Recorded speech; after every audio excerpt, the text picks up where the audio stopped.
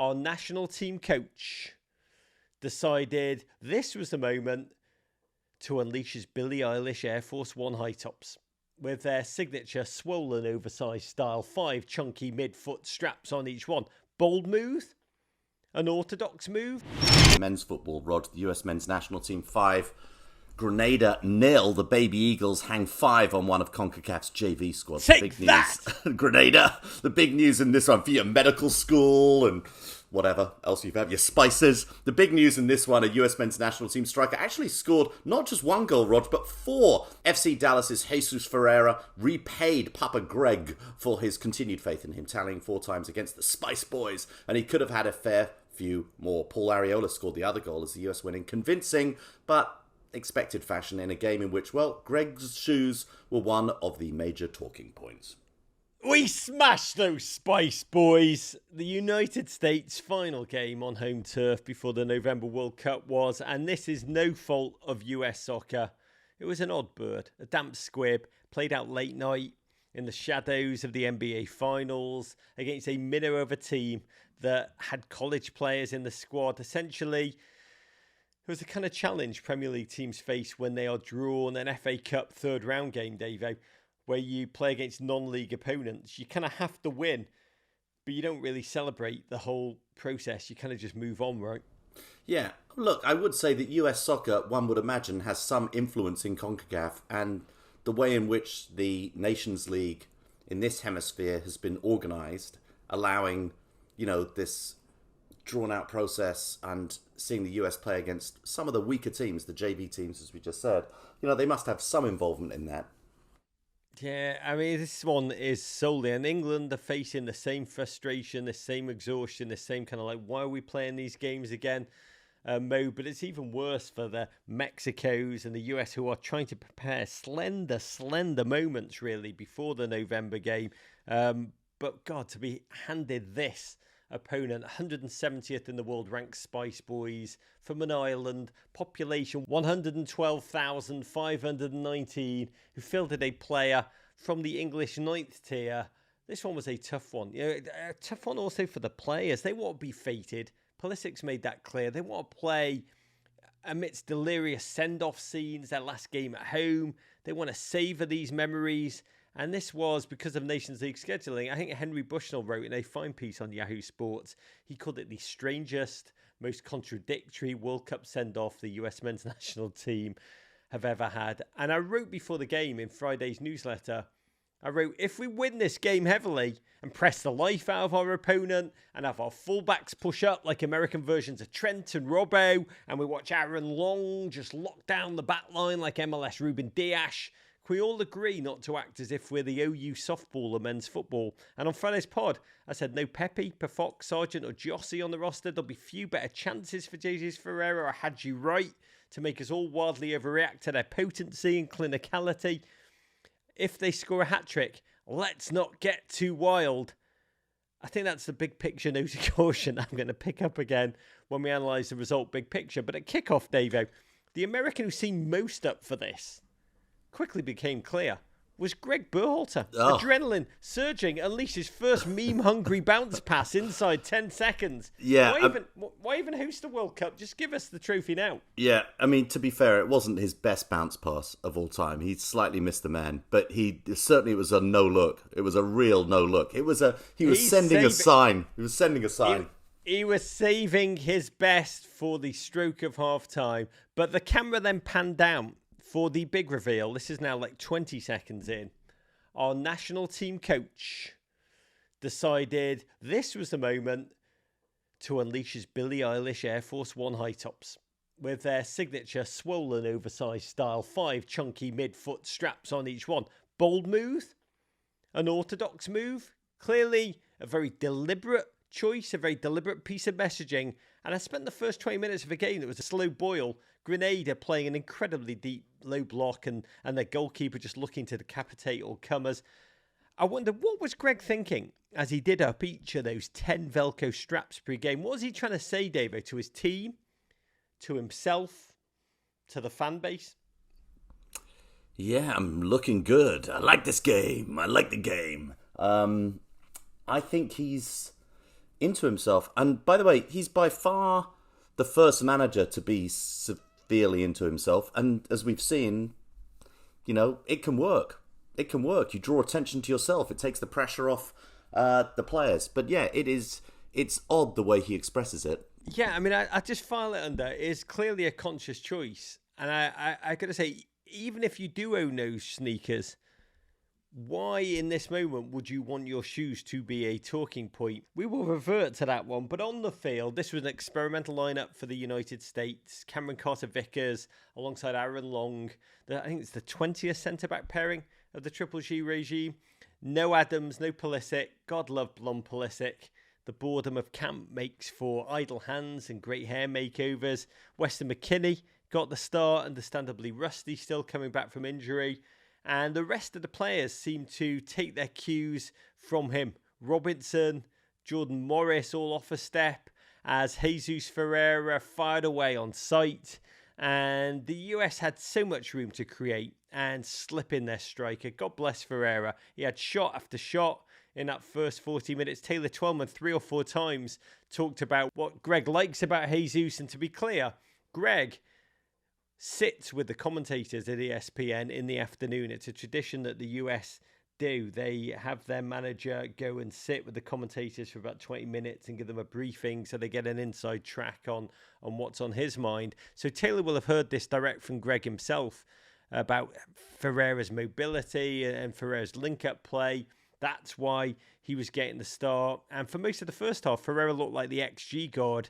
But the good news, the US were looking like a Premier League team for much of that first half. The bad news, that Premier League team was Everton. It was so slumber-filled the first half, lacking urgency, lacking really an idea of what they wanted to do, really absent of intensity. There was a moment when Gregg did a totally gratuitous behind-the-back pass after the ball went out, and it was to a rather shocked Grenadian player who was wholly not prepared for it, and the crowd broke out their slumber, went crazy, and GFOP outwon the lot FC. I think he captured it, Davo. He tweeted, "Our head coach, he thinks he's an Instagram influencer." Mm-hmm. Well, he is. He puts the attention on himself. This is deliberate. It's also, I mean, I'm not saying that he's not like this in real life and this is what he's decided to do. I think this is what he's like in real life. And then he's decided and he's succeeded in management because this is how he is. And I wonder what his players think about it sometimes. I wonder how they think of it all, whether they think, oh my God, our manager is so cool. I doubt it, but they probably quite like that it deflects a lot of the attention. But from that moment on, every time the camera cut to Triple G, I just expected him to be coincidentally in the midst of the ice bucket challenge, or the camera would then come back to him and he'd be eating a Tide Pod or two, just ramming it. Doing a TikTok dance of some kind. Yeah, that's it. I've come full circle. It is almost. I mean, he's Triple G. He's the first D'Amelio US men's national team coach. Yeah. Well, it's for the modern age. GFOP C-Cell on Insta told us Gregg is the Mike Dean of national coaches. Oh, bite your arm off. Oh, my word. To have Mike Dean as our national team coach. We're back to the football. 43rd minute. A goal. And not just a goal, David, but one from a US number 9 for just the second time in open play in the last 14 matches. Delirious. Yeah, bit of slop in the box. Ferreira gets on the end of it. Fine finish, to be fair, but yeah, 1-0. God Relief. love. Respect to Areola for creating the mayhem that led to it. Ferreira, really, exactly that. A relief more than a joy. And into the second half, Weston McKennie went off. Godspeed in his fight for match fitness. Tillman came on with his engine and zero chill. The US tempo just raised totally. At Peter Serginho Co. Tweeted us, Luca de la Torre suddenly looks like David Silva in his prime, and he most certainly did. Driving forward at will, propelling Ferreira, who just went off. He got his second. Areola slipping him through and a 30-minute hat-trick moments afterwards. Fine finish from a set-piece kind of goal we actually need to see more of against a defence that doesn't just watch and go patsy on us. But Areola got his goal, and when he scored, I think that was the moment every US player realised that they could and should get a goal in that one, including Matt Turner. Ferreira ended up with 4 goals. Could have been honestly 6 or 7, right? What did you make of it, Davo? Is Jesus Ferreira essentially like Bo Cruz in Hustle, the offspring of Scottie Pippen and the Wolf?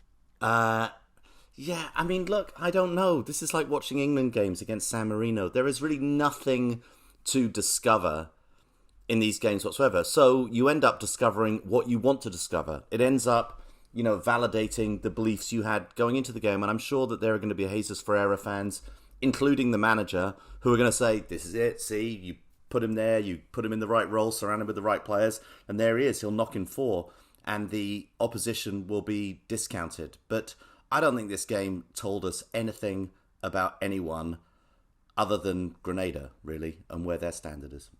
Yeah, we'll save that for our other podcast today in Spice Boys. It's the Spice Boys world, and you're just living in it.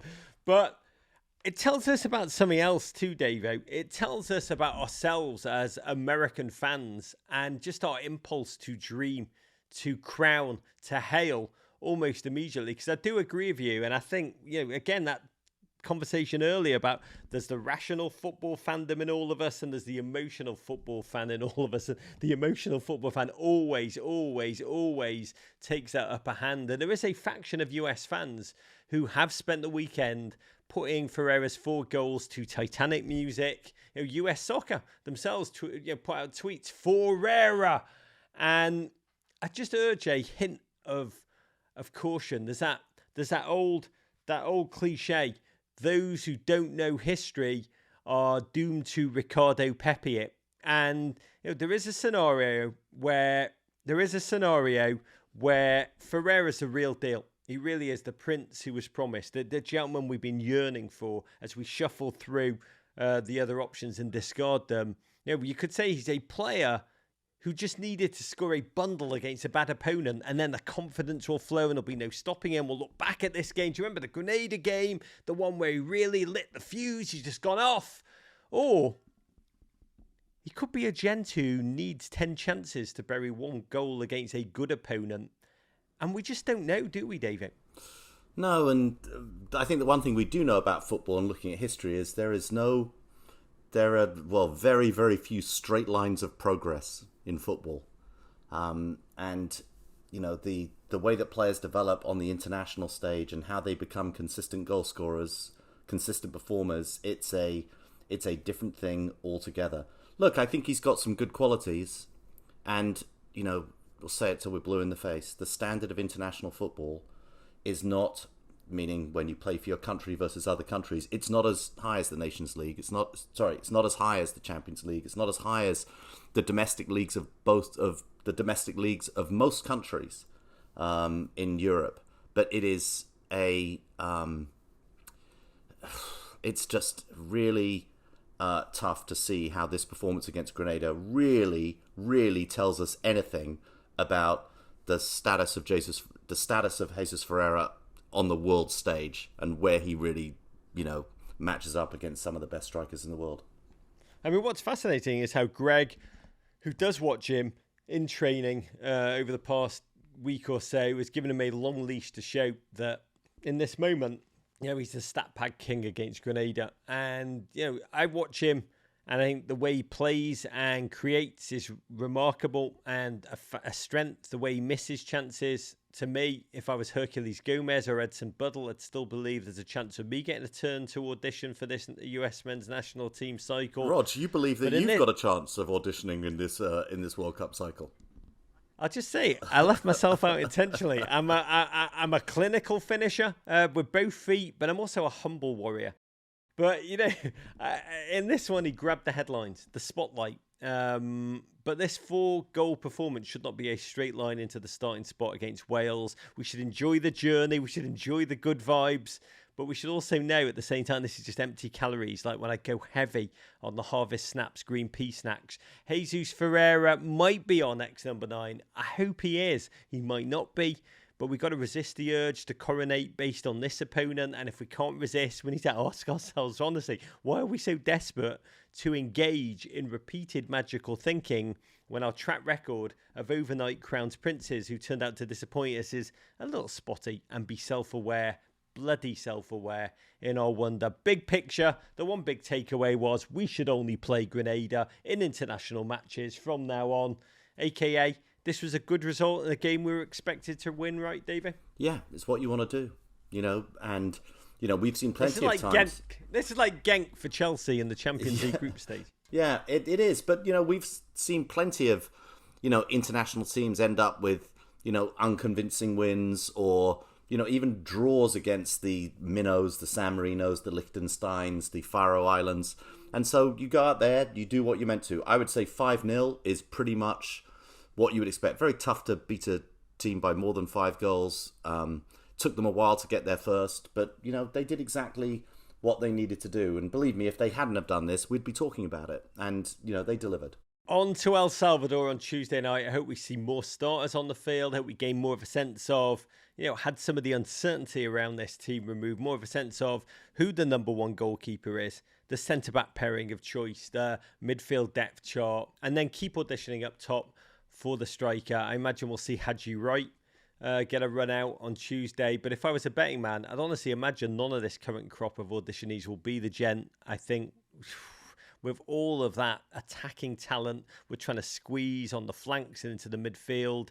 It's easy to see right before the World Cup, one of them being jammed in there. And Godspeed to all the gents. Roll on Tuesday night. Listen to the full version of this podcast and all our podcasts wherever you get your pods. But first, subscribe here for more Men in Blazers videos. And courage.